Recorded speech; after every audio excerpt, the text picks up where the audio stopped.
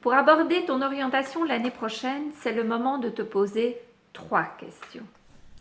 Quels sont tes goûts? Quels sont tes résultats? Quels sont tes projets? En fonction de tes réponses, il te sera facile de t'orienter. N'est-ce pas, monsieur Ventor? Tout à fait. Et si tu aimes les matières scientifiques et que tu as de bons résultats en maths, bienvenue en sciences. Si tu n'étais pas en sciences fortes l'année passée, pas de problème. Pour autant que tu sois motivé, tes profs feront le nécessaire pour rattraper certaines matières non vues. L'année prochaine, les 3 branches scientifiques seront données par 3 professeurs différents et apparaîtront séparément dans le bulletin. Chaque semaine, 2 heures de chaque branche seront dispensées. 2 heures de chimie, 2 heures de physique, 2 heures de biologie. Alors que ferons-nous de toutes ces heures? Eh bien, pas mal de choses. En chimie, par exemple, nous aborderons des questions telles que comment les atomes se lient-ils ensemble pour former des molécules? Pourquoi utiliser une casserole à pression plutôt qu'une casserole normale pour cuire tes pommes de terre? Ou bien, comment fonctionnent tes produits ménagers? Comment fonctionne la batterie de ton GSM? Comment fabriquer du plastique, du dissolvant ou du savon?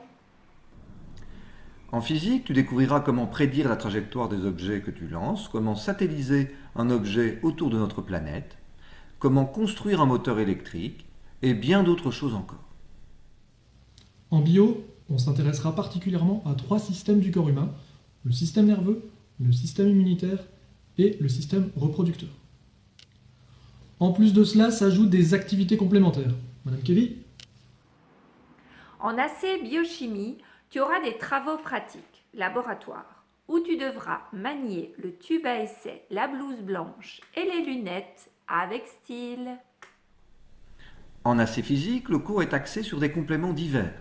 Cela va de notions théoriques utiles à l'étude de situations concrètes comme les accidents de la circulation, l'isolation par un double vitrage ou le repérage des étoiles dans notre ciel.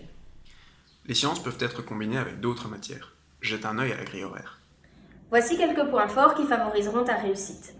Avoir un esprit logique et être rigoureux sont indispensables. Avoir de bonnes bases en maths, savoir convertir des unités, manipuler des équations. Avoir de bonnes bases en français pour lire et comprendre les consignes et pour exprimer clairement tes idées. Mettre également du sens dans ton étude. Et enfin, être curieux, avoir envie de manipuler et être motivé à apprendre des matières parfois complexes.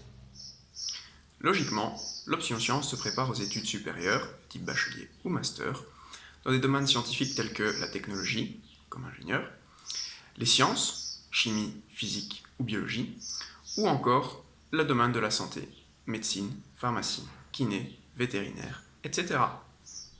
N'hésite pas à en discuter avec ton prof de sciences. À À bientôt!